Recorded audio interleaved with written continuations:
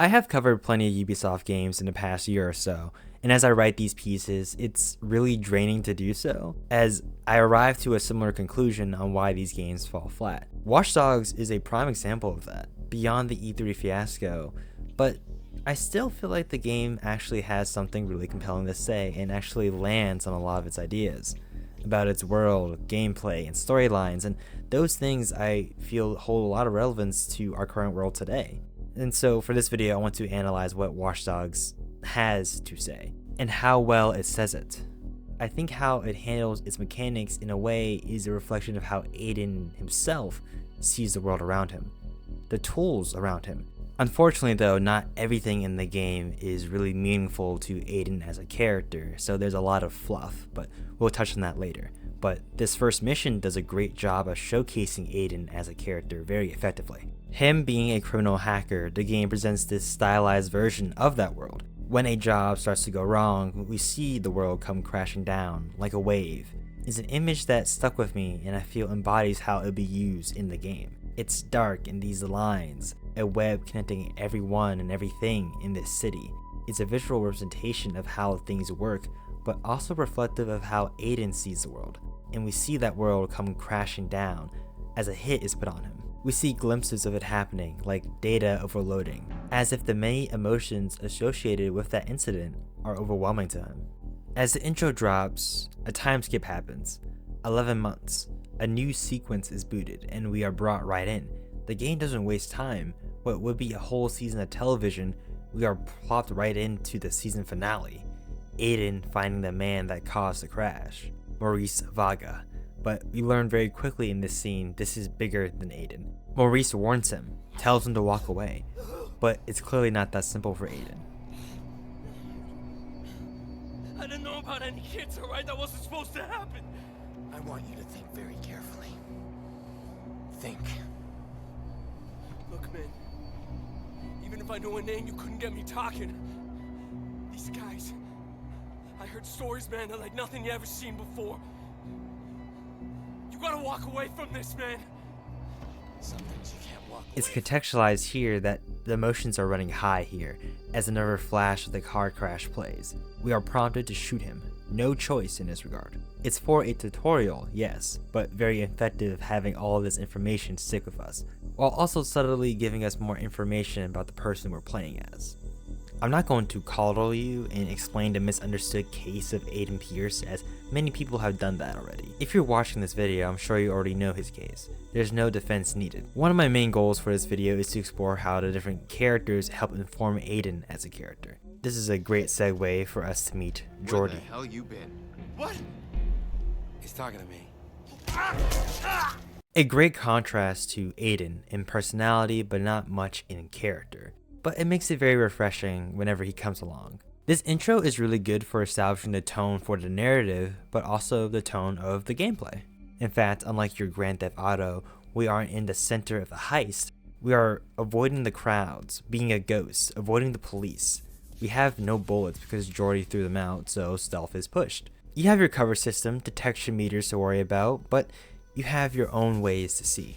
Cameras. They work here as a puzzle mechanics of sorts, to find ways to work around the city's infrastructure, and at times allows us to go into that structure as we enter the baseball stadium itself. Tensions are high as we get to see the cops and gangs have conflicts. We almost have all the ingredients needed to escape. We are given help from another ally, Bad Boy 17, which is, Jesus, so early 2010s. We have to use the cameras to profile someone who has access to the stadium's network to cause a blackout. Profiling is based on key information. People of interest are highlighted in a specific way, and it's our job as a player to find them. How everything is laid out gives you a sense of control no other game at this time has. The blackout is how the game takes off the ground running with that idea, providing us our opening to escape. Not to fight, but to go into the streets as the city welcomes us.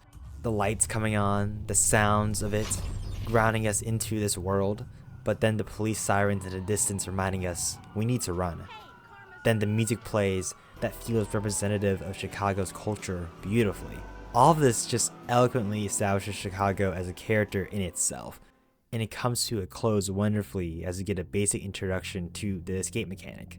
And that brings us to Aiden's base of operations, the Owl Motel. We now get a perfect opportunity to see who Aiden is. No person to bounce off with or intimidate, just who he is when he's by himself. The scene in the apartment is so effective because nothing is said. We see him processing things, and we as a player understand what his focus is. He re-listens to Maurice's confession, but then he pulls up a video of his family.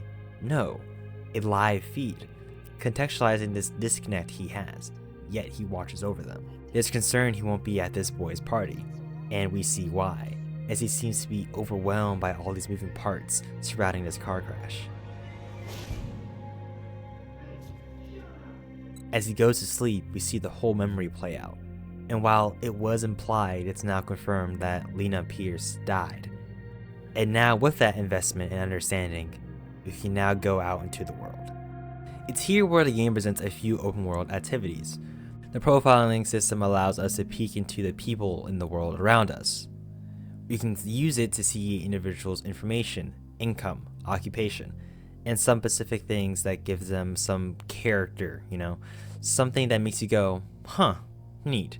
But for Aiden, seeing all this information works as a way to distract him, to push away his emotions, to find crime. You can also take money from people's bank accounts, listen in on their phone calls, or take their car virtually. I actually don't understand how that works. As I mentioned, you can find leads to crimes happening. Once you do, it will be traced to a small area. When you get there, you as a player have to profile a potential victim or suspect and tail them, and wait for the right moment to intervene. This system on the whole is fine. I think how engaging it is depends on where you are in the world. You have multiple ways of effectively intervening. When you step in, the criminal starts to run, so you want to find ways to effectively avoid a chase that lasts too long. You can cause a hack that will disrupt him momentarily, so you can go in for the takedown. Shooting him straight up is an option, but given how NPCs may react to a gun being pulled out, there is some risk of them calling the police, which complicates things. Touching on the system from a narrative context, this sort of thing, according to him, is a distraction. Peering into other people's lives. It's like watching a reality TV show and being invested in other people's lives, so you don't have to think about your own. But in a case of crime, Aiden can be the director. He can control the events. He has the power he wished he had when Lena died. But he can't run away from his life forever. He has a birthday party to attend to, which he's late for due to his distractions.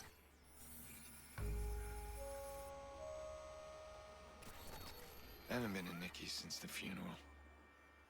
Am I ready? I like how missions open up with the use of cameras, as Aiden is trying to process how he feels. The use of cameras feels like a way to cope with paranoia or prepare himself for what's next. It's at the birthday party we as a player get the bigger picture of Aiden's family. We see the brother-sister dynamic between Aiden and Nicole, while also understanding Aiden's role as an uncle for Jax, Nicole's son. It's a warm scene, but we learn a bit more about the effects of the crash on the rest of Aiden's family. Jax has a therapist. He doesn't talk to anyone, so he can retain a sense of control, which is a very nice parallel between Jax and Aiden. And any warmness that this whole section has is broken down as Nikki gets a crank call, warning her about her locks. Understandably so, Aiden's knee-jerk reaction is to find the guy, and at this point, I as a player have enough info to do just that. Jax is in therapy. If you profile him, you can see that he has PTSD at 10 years old. Yeah, whoever's threatening our family needs to go. But of course, we try to go after the guy and learn that he actually was hired by someone else. Okay, you've built intrigue game.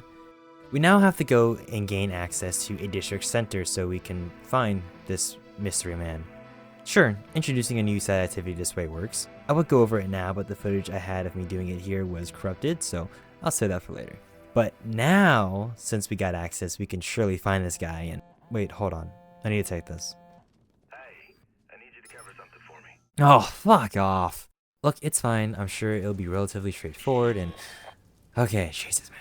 Look, I recognize how cool some of the online aspects are, but I'm just not going to cover it here as it highlights a problem with Watch Dogs and one of the reasons why it took me so long to get to this video. This pacing is very hit or miss. Throughout the game, you will be finding yourself progressing, and then some guy on the phone will be like, oh, we should do this thing first. And at times it feels like it's just dragging along, but There is a couple of missions where I feel like, yeah, it's worth it. It helps introduce mechanics, it helps build Aiden's character, it helps introduce new characters that I grow to like, but we'll break those down as we progress throughout the video. As when we finally get to the job for Jordy, we get a deeper look at the police chase system. We are tasked to avoid the cops as we try to deliver this guy to a drop-off point. I hope you have an invitation or you're dead. I'm the driver. Fuck, man, what took you so long? This system is actually a really smart evolvement of what we've seen in other open world games. Given the advances in algorithms, you have to avoid these CTOS scans in yellow.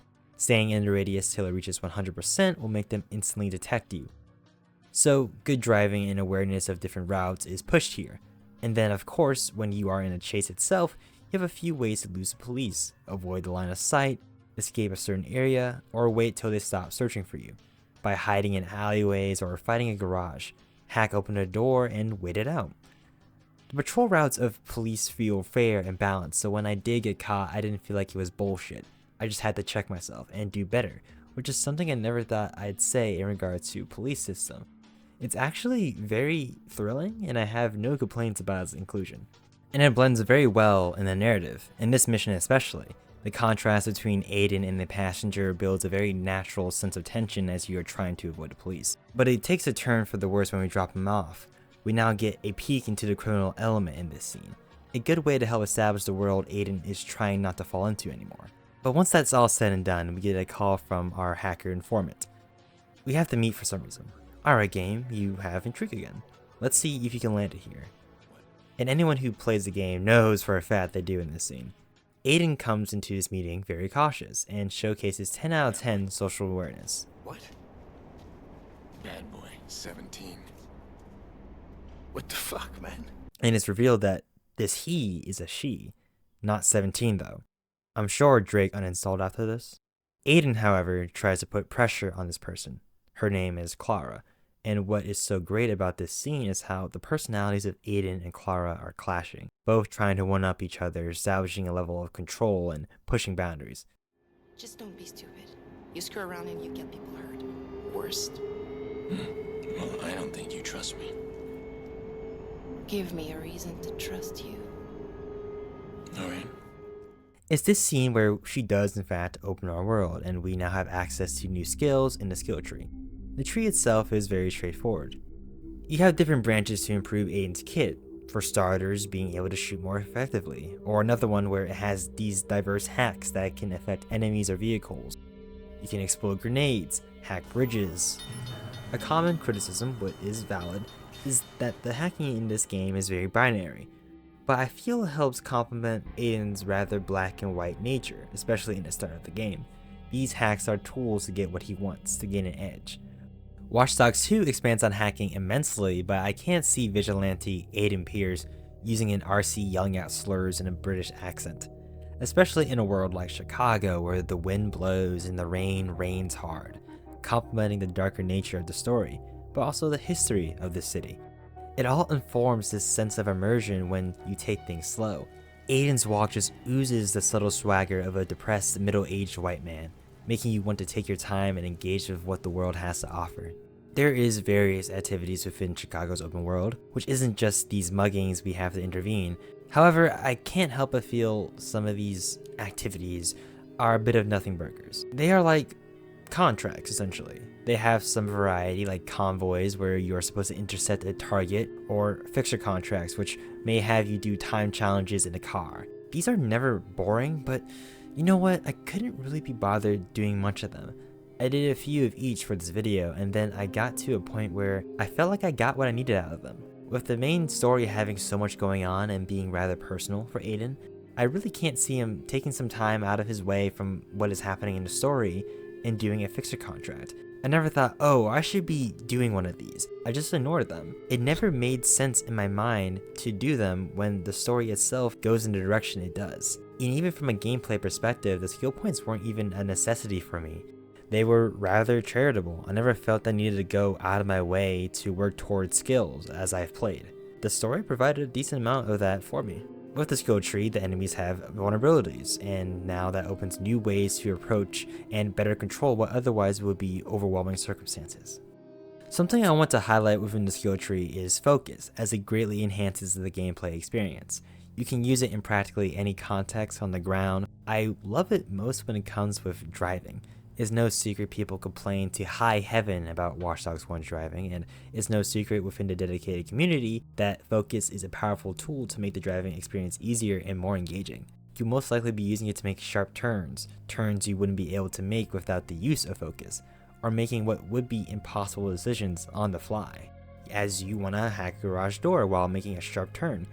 Focus simply adds to the power fantasy, and my gameplay isn't the best example, as the John Wick gameplay by Visceral Carnage showcases how versatile it can be in a plethora of situations, which is even funnier given Watch Dogs released before John Wick. However, while I do like how hacking is contextualized in the context of Aiden, the inherent issue isn't that it's binary, it's because the game's level design pushes for shootouts. It also isn't all that fun to engage with stealth in Watch Dogs. The most efficient and low risk way of playing stealthily is silenced pistol plus headshot, and the takedown animations with the baton are rather weak and unsatisfying. So because of this, you're going to want to actively seek gun takedowns, and the only way you can do gun takedowns is in combat. So essentially, combat, shooting, is the most engaging way of playing Watch Dogs, especially when it comes to using hacking to your advantage. It's very limited given the fact that not every enemy has a weakness to exploit, and trying to look for one in combat can feel cumbersome, so you are more than likely to use things like bombs and grenades to be more effective in combat. So yes, no matter how I spin it, hacking is boring in the hacking game. Which leads me to another flaw that I feel is worth pointing out. The most effective hacks has to be crafted, and the crafting system felt so irrelevant to me.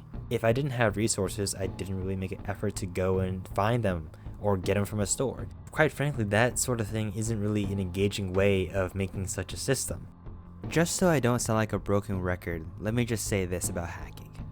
It's a tool in gameplay more so than a unique power Aiden has at times. That unique power is more felt with focus. Of course, hacking is contextualized in other ways, like puzzles. Hacking puzzles mainly persist in two ways. To break it down, there is these nodes you have to follow to unlock something like a door or access something via camera.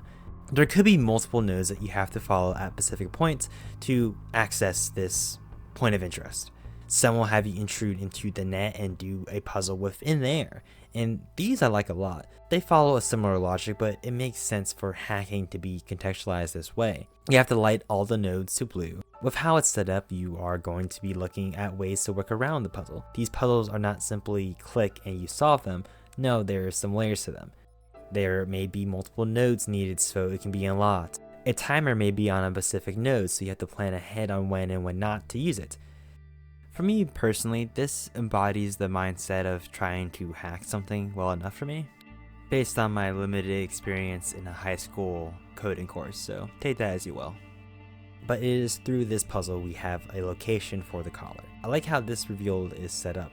It highlights what I love about this game, with how things are told to the player without things being said. You invade the room via camera and see it's a mess. A screen turns on saying, "I suffered too."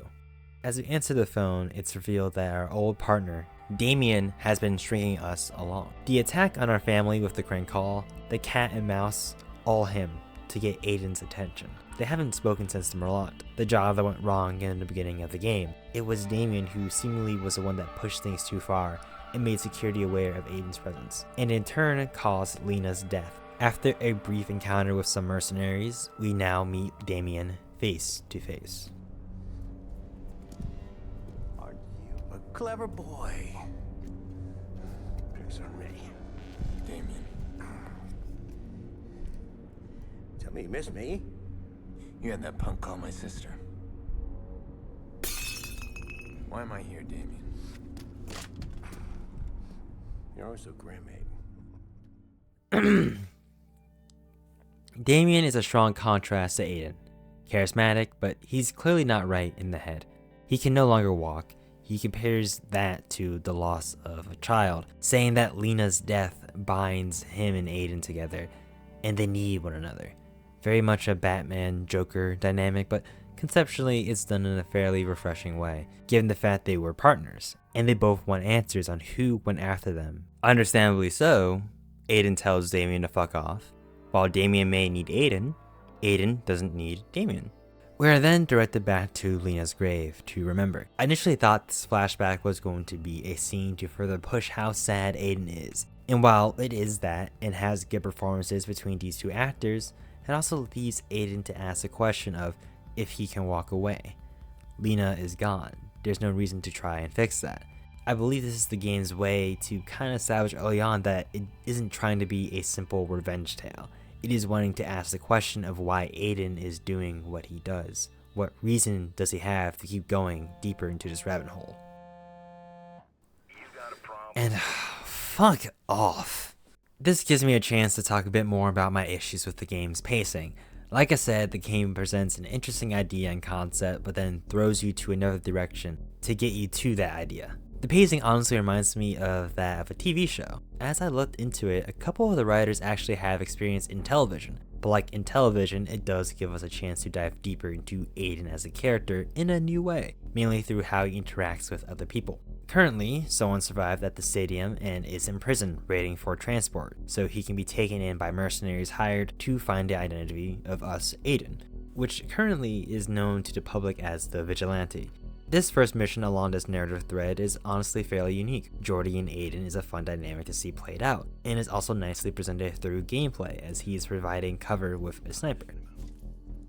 I like how in this cutscene where Aiden interrogates the boss, he doesn't use physical violence, but kind of projects his own vulnerabilities into him. He looks at this guy's family and highlights the double life he lives, how he's connected to cold cases. It's just cool to see how he takes what could be considered his own weakness and applies it onto others. But here comes a problem I have with the mission structure of the game.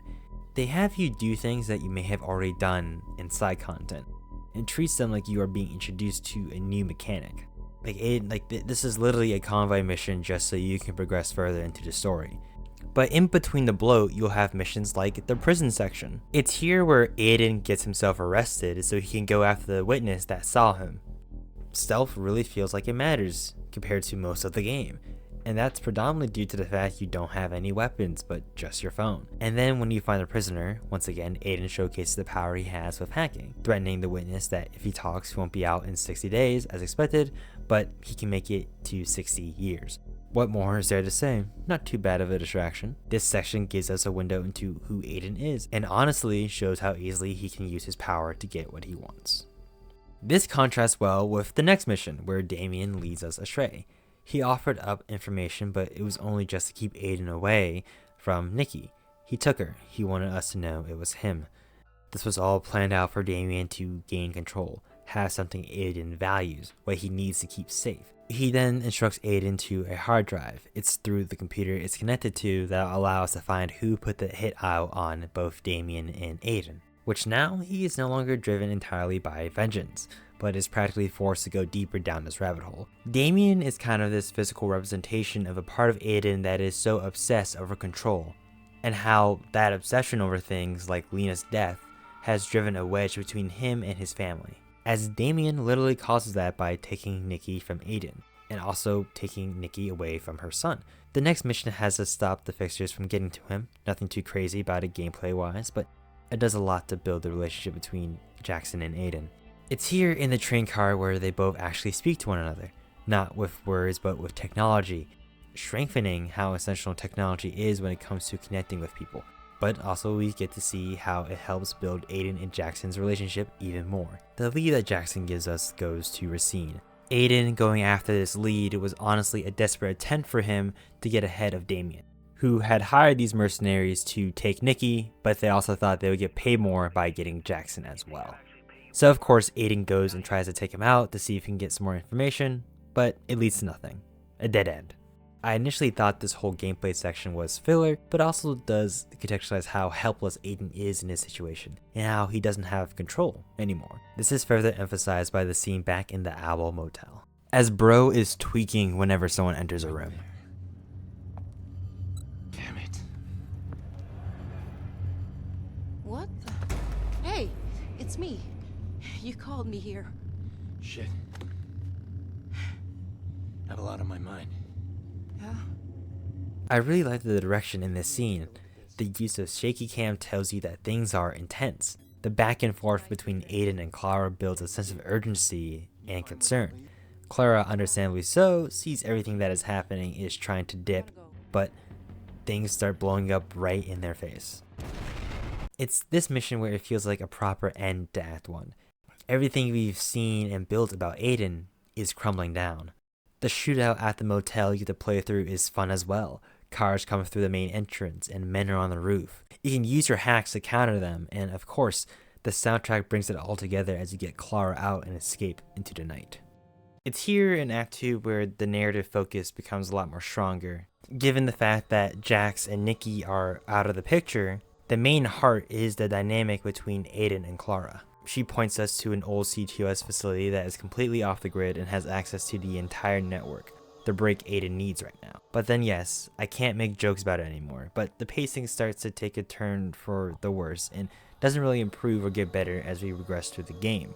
See, earlier it was fine because it was introducing new gameplay ideas that was very interesting, but here it has us do mini games to progress through the story.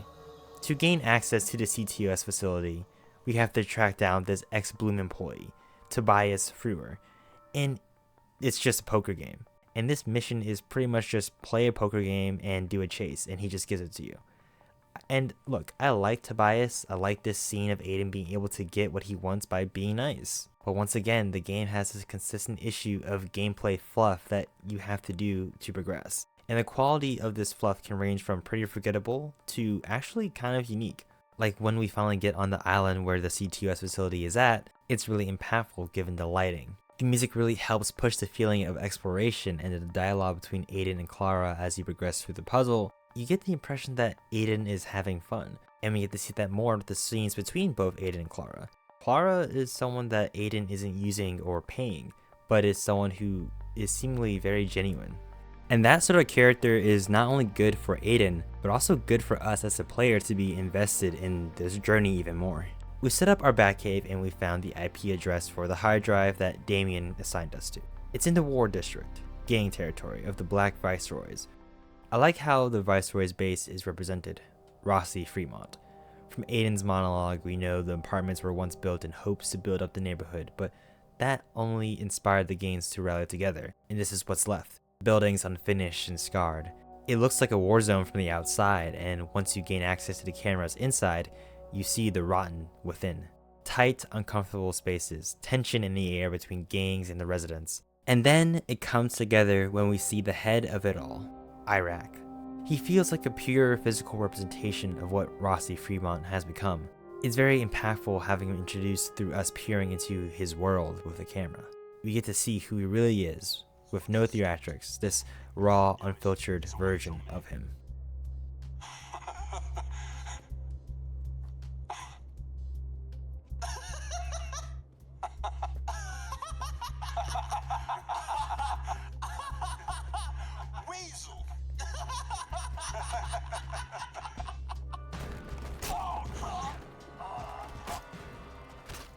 But it's through this vulnerability we found a weakness within his code. His cousin, Bedbug. He's our way to get access to the server in Mossy Fremont. A man with big dreams but lacking ambition. The game has us go through a fairly roundabout but interesting questline for us to try and exploit Bedbug. It does lead to some unique gameplay scenarios like guiding someone through a restricted area of guards, or scanning areas of where guards will be so you can plan an ambush. The game has Aiden be on the back burner for a bit, not the center of attention, which makes sense narratively given the heat that's on Aiden. I kind of like this approach of being the guy who knows everything but no one knows of me. This is further emphasized when we actually break Bedbug, in a rather similar way to when Damien revealed he was at Nikki's. You're gonna be my eyes and ears inside Rossi Fremont. No! No, wait, man. Iraq will kill me! Yeah, what will he do when I send him everything I've got? You wanna see more? No! Just erase this shit, please! Well, you play along like a good little bug, and I will. I'll be in touch. But of course, the game strings us along more. We need to get close to Iraq himself, but the only opportunity to do so is at this auction. There was some mention of it earlier. Apparently the list of people going is in the briefcase used to bash that Viceroy skull in, so it's hard to forget.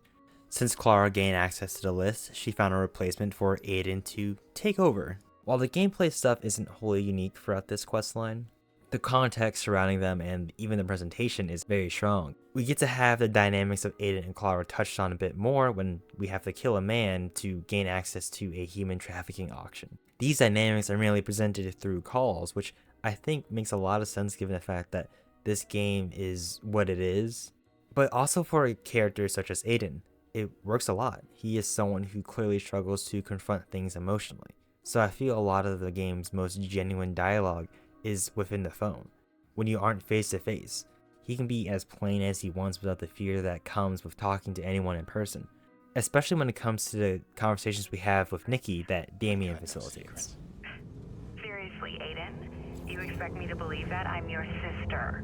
Well, shouldn't my sister be cutting me a little slack? Really? Oh, because I'm being held by your friend and you need a little slack. Well, it sounds worse when you say it like that. Aw. Have I hurt your feelings? I forget what a sensitive boy you are. You know me. Heart on my sleeve. Fun's over, kids. I hope your plan's a good one. Nikki does too. With each conversation, we hear her learn more about another side of Aiden that she never acknowledged.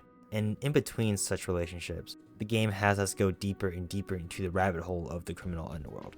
It's here where I feel it's worth mentioning the side activity of investigations. And like most of the game's fluff, they stem from boring to kind of interesting. First, let's start with CTOS Breach. They're kind of cool the first few times, but then you realize there is 17 of them, and they just give you audio logs you may have missed throughout the main story or other cases. The issue I have with these investigations is that for the most part, Aiden doesn't really care. They don't really feel like they matter, just more content to expand the world. Some of that stuff isn't all too interesting, and even worse, has little payoff. The whole DedSec QR code thing starts intriguing as you're following Giggles, but then eventually you hear DedSec specific audio logs and what they retain. But all it is just them spewing how the system is controlling everything, how we are being used by it in our own lives, which, yes, is no doubt relevant in some way, shape, or form, but it's just not worth doing the puzzles because they don't really say anything that meaningful or profound. And then once you get all these audio logs, you get to have this special hacking mission where you have to troll a DedSec member with a fairly uniquely challenging hacking puzzle, sure, but it just informs how uninteresting DedSec is in this game. The quality improves when you do the investigations tied to the main story. Once you finish the whole auction questline, you're introduced to a briefcase investigation. You have to find these different bidders of the auction and slowly unraveling the curator. The final mission is a regular convoy, but you have police present, so it did make escape a unique challenge. But overall, investigations, the side content that I feel is supposed to help expand the world of Chicago, doesn't do enough for me to leave a lasting impression. I find the most impactful investigations are the ones that you don't particularly have to engage with, but the ones that you just have to watch or listen, like Invasions. We see all these people and their different lives. Some give me good laughs, others make me look at life a bit differently. It fits Aiden well, given how he uses his hacks to invade other people's lives for crime and other things such as texts or calls for distraction, but there are times where Aiden has to face some sort of reality. The investigation that stood out to me the most was Maurice's burner phones. What I appreciate about them was they didn't feel too out of the way of the main story. As I progressed, I found myself wanting to pick these up. With each of these burner phones, you are following Maurice's involvement with crime, how he has been trying to get away from that life, but things keep happening out of his control seemingly. We follow his descent and get some insight into how Lena's death affected him. But she's pushing me. Let's go. We need to leave town. She thinks I'm getting pulled back into the life. She has no idea how right she was. He was seen as a liability by his superiors, and they took his girlfriend away to be auctioned as a form of mercy. This revelation had my jaw drop, and it worked especially well as I found this towards the final parts of the game. It's unfortunate that the more expansive stuff of the criminal underworld drags on in the open world, but also in the main story. Everything from Iraq, getting Bedbug to work with us, the whole auction plot is just a very roundabout way to get to this hard drive. However, the character work remains to be a strong point of this game. The exploration of these different parts of Chicago within the story does allow for Aiden's character and those around him to be challenged in some way, shape, or form. I was never bored of him, just bored by the narrative device that's pushing him along, and is balancing a lot to keep these characters engaging. As with Aiden's internal monologue, we know that he's worried about pushing Clara too much for his mission. And then we get to see how this mission affects his personal relationship between him and Jackson. He runs off to try and find his mother. And that simply adds more pressure to get Nikki back from Damien. I'm warning you. If I don't hear from his mother soon, I will call the police. All of these elements is so relevant to the story, there's just points to where it feels like it's going on and on just to get to that point of the hard drive. With everything in place, we do guide Bedbug to Iraq's server so we can gain some access to the files, but not everything, because of course, he gets caught. But Bedbug survives, and Iraq apparently gives Aiden a name, Rose Washington. Despite everything, Damien still wants us to decrypt the entire drive. He's clearly playing with us still. Aiden now starts to become more of an active character and tries to find a way around Damien. Finding out what it fully entails will be how he gets a step ahead. The perfect person for the job is Raymond Kenny. At this point in the story, you may have heard his name a few times in audio logs left by Angela Ballack. Ray has been in hiding ever since the blackout in 2003, a terrorist act of his own making to show the world the dangers of CTOS, but the world moved on. But Raymond hasn't. He needs to be close to the action, to be a watchdog over CTOS. Through some investigating, it leads us to go back to Pawnee, now fully shifting the focus to Aiden as a character instead of the exploration of Chicago's criminal underworld. Yeah, but this small town charm is bullshit. Most of it's refugees from the city, still hiding from something. I used to bring Jax and Lena here once in a while to fish. We never caught a single one. They never seemed to care. And some of my best memories are from here. And my worst. Pawnee looks like a nice getaway from Chicago. It feels the most disconnected from the noise that is CTOS. But like Aiden's trauma, CTOS's influence can still be felt, hidden, or buried within the facilities in the far reaches of the area. It's contextualized well with the gameplay moments. It starts off with more puzzle-based stuff, but you slowly get nuggets of who Raymond Kenny is. Meeting him is also very refreshing. His rambunctious demeanor blends wonderfully with Aiden's practicality. Could this truck be any slower? Are you kidding? You actually got it? Yeah, I got it, but they're Drive still into on it. me. Do it! Crap. Well, what do we do now? What's that supposed to mean? I never expected you to actually get the damn truck. Since Raymond is being hunted by CTOS, we need to gain access to their server and install a virus so they can't find him through any of their algorithms. The game continues to have engaging gameplay scenarios. A highlight for me being when you chase a helicopter across the area on a motorcycle. Doesn't sound anything crazy, but with all the driving in Chicago, escaping helicopters, this is incredibly refreshing. The final mission has you fight alongside Raymond, against waves of enemies, hacking his various forms of art to rain hell down upon them. In between that, we learned that Damien has made a deal with Bloom, and I just realized that I called them Bloom, but CTOS is made by Bloom. Okay, basically, Bloom makes CTOS. CTOS is the hacking thing that we use. Bloom is the company that made the hacking things. That should make sense, hopefully. But so Damien is making a deal with Bloom for the hard drive we are supposed to get for him. This does complicate things, but Aiden still sees a vulnerability to exploit. Once we get Raymond Kenny back to the Batcave, we now have our band of misfits. We make a plan and we go on ahead and infiltrate Mossy Fremont. Just because we can now, I guess. Of course, with Jordy for backup, which is a nice way to switch things up from a gameplay perspective. You want to go in there? I don't want to go in there, but I have no choice. That's your problem. You don't realize there's always a better deal out there. You get stuck in these little adventures that never end well for you. You done? For now. Knock, knock.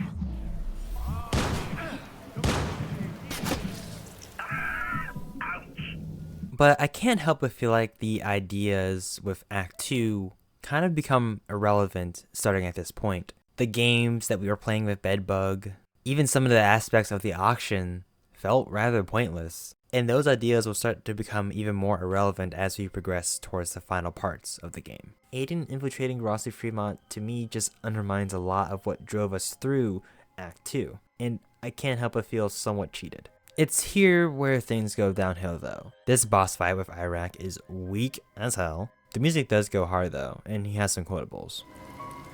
Don't bring war to a soldier, boy. But the fight consists of you just using focus and IEDs, and he's dead. We spent what, maybe 5 to 6 hours building up to this, and it feels rather hollow. Especially given the fact we learned in this face-to-face with Iraq before the fight that he was the second hacker during the Murloc job. It was his masterpiece, as he says, but that's all the game does with him. Starting with Act 4, we get back to our Batcave and we finally start getting the data from the hard drive, but somehow a whole other hacker, Default, that just comes out of left field just to add more runtime to this game does exactly that by stealing all the data we stole from Iraq. But he does provide the reveal that Clara was the one who gave up Aiden's name to the ones who put the hit out on us. She didn't know any better, just another job. This does recontextualize the relationship between Aiden and Clara. Was she working with us out of guilt or fear? Surely this will all be explored in a meaningful way to serve her character arc. But a quick side thought, when I got here again for this replay, I was thinking to myself, damn, this would have been a lot more cooler if Default was replaced with Iraq. We've built him up for so long and he has some personal ties to Aiden in his journey. It would have been a strong way to bring things together emotionally. What's also annoying about Default is that I just don't care for him. He's just some goober trolling, no sense of threat. He really is just some guy that is just here to add runtime. Because of this padding, when we do get back the data from him, for a second time, and it's revealing that all this corruption that is happening with our government in the world, it doesn't really have much weight or meaning to me. Given the fact that we spent so much back and forth trying to get this thing, but the main emotional driving force in this act is just getting Nikki back. Aiden was able to have another call with Nikki, and Kenny was able to isolate the location based on the sounds, which is convenient, sure. Gameplay ideas take a backseat again here, and the focus is really how Nikki feels as Aiden has to guide her to safety via stealth, and it really helps build a connection that Aiden may have that wasn't explored in this game with Nikki. And it comes together very nicely when Aiden sends Nikki and Jax away from Chicago. Nikki cannot follow Aiden anymore. She realizes now he is someone she didn't know. Aiden can't let that side of him go, especially after everything we've been through. What does really annoy me is that the scene after Raymond also just gives us the recording confirming that the most obvious culprit, Lucky Quinn, had Iraq hire the people to go after Aiden. Once again, strengthens my point that Iraq should have taken Default's role in this final act. It just feels like Aiden isn't really the one actively doing something. It feels like these revelations are happening whenever the story feels like it's ready to move things along. This has been an issue throughout the entire game, but here the game is running out of things to say or explore. Of course, this next mission takes us back to the beginning, at the Murloc. The mayor is having a speech, and Lord and behold, Lucky Quinn will also be there. Very few open areas for shooting, but pure infiltration and finding Lucky Quinn, who is just out of our reach behind glass. The game slows down and gives you the time to look at him, have a conversation with him. The conversation at times does feel like a cheap way of revealing the reason why Lucky Quinn went after you and Damien. It was due to a video of the death of Rose Washington. This was a video Iraq was after. This video was dirt that was used by Quinn against the mayor to use him as his puppet. He went after Damien and Aiden because he thought we were after it. The game wants us to enjoy Quinn's death, having it be slow as we disable the pacemaker keeping him alive, enjoying the power we hold against him.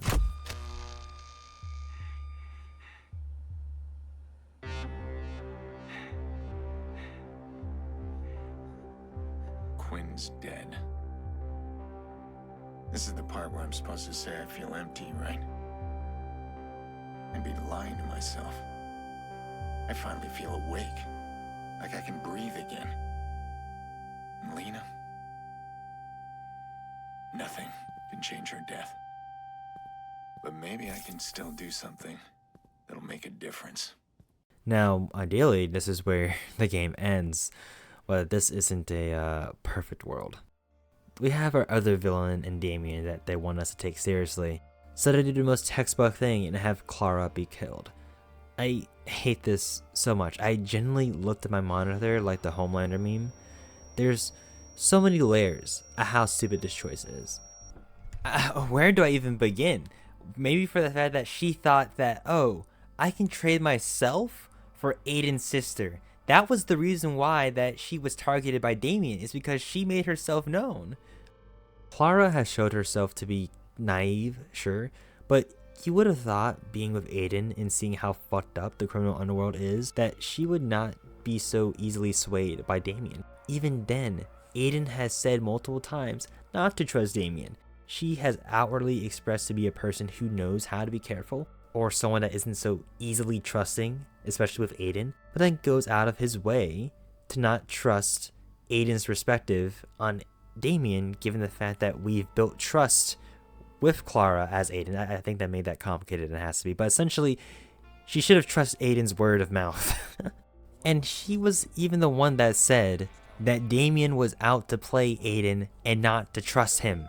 What? It's even more frustrating that there is multiple texts and emails that shows that Quinn is planning on taking care of Clara. And they're not hidden either, they're very easy to find within the game. And yet Aiden doesn't stop and tell T-Bone, or even have himself get on call with her and tell her, hey, don't be an idiot, hey, watch your back, hey, maybe go back to our Batcave where it's safe for a minute. Clara's death to me feels like a coward's way out of finishing her arc. It's just to be a character death, most notably a woman, which seems to be a trend with Ubisoft in 2014. No doubt obvious to you that I felt nothing for Clara's death. It would have been better if she just stayed alive, because the events leading to her death, as I've broken down, make her seem really stupid. When we see her develop and the game showcases her to be very careful, given the fact that she hid behind the alias of Bad Boy 17. You could say she felt guilty or was emotional, but I say, fuck out of here with that weak ass defense. That guilt is such a great parallel to Aiden. Both of their actions are surrounded by the guilt of causing Lena's death. That could have been something they explored together, and they both could have learned to forgive themselves in a way of sorts. They don't have to be partners anymore, but Clara deserved more than just this. Just to be this driving force for the main character to be sad and initiate the events of the final mission. As now, Aiden has nothing to lose anymore. He exposes everything on the drive, and we are now coming for Damien. And this mission, this final mission, I don't know who at Ubisoft has experience working on mental torture, but whoever that is, I hope they step on Legos and find God. Damien has gained access to CTOS and is hacking a city around us as we try to find him, which is a nice way to culminate things thematically. Raymond Kenny is also with us on comms, but this would have been better if Clara was here. I'm sorry, I miss her so much. But holy shit. The gameplay of this, due to all the different hacks that is being caused, especially when you're going in a fast car, it is truly insane. It causes such sensory overload, I cannot believe this hasn't been patched out or something. This is just bad. It's even more frustrating that in true Watch Dogs fashion, they put a roadblock to the main objective, and so you have to go around the city and unlock something to get through and progress. But now, you listen to this, you're gonna love this. They have the police chasing you, and these motherfuckers are actually deranged lunatics. They will use war crimes to try and catch you while the whole city is exploding. Don't y'all niggas have jobs? Like, I don't know, people to save? As Chicago is burning? One man shouldn't be the priority of the justice system, but I guess that's accurate to our society, so kudos to Ubisoft. But nothing else really feels like it matters to me. At this point, I'm just angry. I want it to be over. I have written so much about the game and how much it fumbles in this last act. It tries to build Damien's death to be this culminating thing of arcs, I guess, but that could have just worked with Lucky Quinn. As Aiden described it, all Damien is just a problem that he needs to take care of. A problem that the game has told me to take care of. Not one I really felt necessarily. He is just a driving force more than an actual threat. We tell DedSec to fuck off and we find Damien's location at the lighthouse outside of Chicago. which is actually kind of nice given the fact that we actually can see that same lighthouse when you first meet Damien, so kudos to that game. But even then, like I said, Aiden doesn't even seem to care about Damien. You kill him, and then the game ends. But I do like the monologue here, how he has no regrets anymore, seeing how broken this city is, how it's all connected through a broken system. This is his justification to fall back into his obsession of fixing things. He has no one to look after, no one can exploit anything or anyone against him. I like this. He now isn't held back by any constraints, and that's embodied by the post-credits scene. We are left with a choice: shoot Maurice or walk away. The very first internal ideas Aiden had in this game, now fully up for him, for us as a player to decide. With everything we learned, how the system works, how people like Maurice are victims to that system, it made sense for me to walk away. He was as much of a victim as Aiden. Aiden's whole journey has been based on trying to get a second chance, and he got that by killing Quinn, Damien, but Maurice doesn't have that luxury or choice, and as humans we are defined by the ability to choose. Taking it away from someone like Maurice feels counterproductive to who Aiden is. So now I guess what's left to answer is, what was the point of Watch Dogs? With everything I broke down, like how weak the hacking gameplay is on varying levels, how the story's pacing is bogged down by fluff, the side content not consistently giving us a satisfying or interesting exploration of things presented, I like Aiden Pierce's development. On its own, it's quite brilliant, but unfortunately the game surrounding it is not consistently on that same level. The ideas are there, but are not strong enough in my eyes. Not strong enough for me to praise it to the extent the rest of the internet does. I don't like reveling on a game's half-baked ideas, even though yes, it is very unique, but as we established, these ideas are not entirely successful. Hacking has been done better in Watch Dogs 2 and other games. The thematic significance of Bloom and CTOS barely have a presence within the world.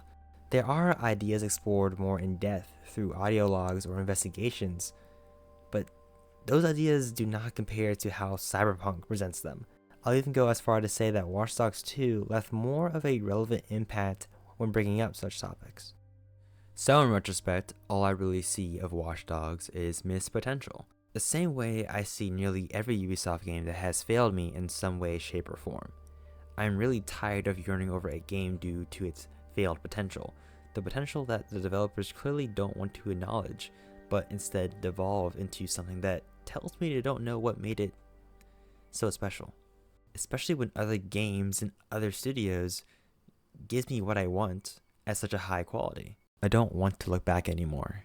I want to look ahead and appraise a game for more than its ideas, but what it actually delivers.